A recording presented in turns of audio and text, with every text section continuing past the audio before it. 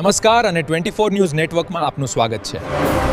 ગુજરાતના સૌથી મોટા સમાચાર આજની બ્રેકિંગ ન્યૂઝ છે. થરાદમાં આઝાદ ફિલ્ડ પત્રકાર એસોસિએશન દ્વારા ઉનાળામાં ઠંડી છાશ વિતરણનું સેવાકીય આયોજન. થરાદ બાબા સાહેબના સ્ટેચ્યુ પાસે ઠંડી છાશ વિતરણ કરવામાં આવી હતી.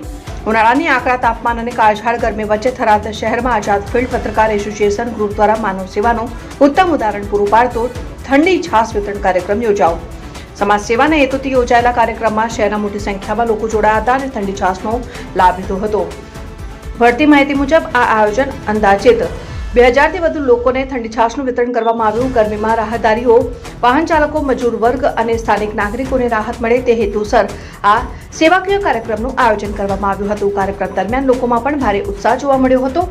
આ સમગ્ર કાર્યક્રમને સફળ બનાવવા માટે કાલુભાઈ, દશરથભાઈ તથા કિસાન ધારા ડેરી દ્વારા મહત્વપૂર્ણ સહયોગ આપવામાં આવ્યો હતો. છાશની વ્યવસ્થાથી લઈને વિતરણ સુધીની કામગીરીમાં સહયોગીઓએ સેવા ભાવના સાથે ભાગ લીધો.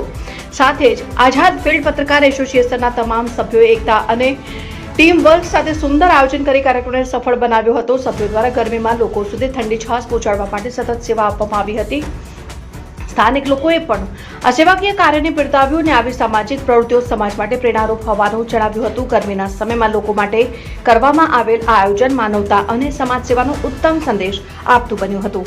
અહેવાલ રાણાભાઈ પારેગી, વાવ, થરાદ.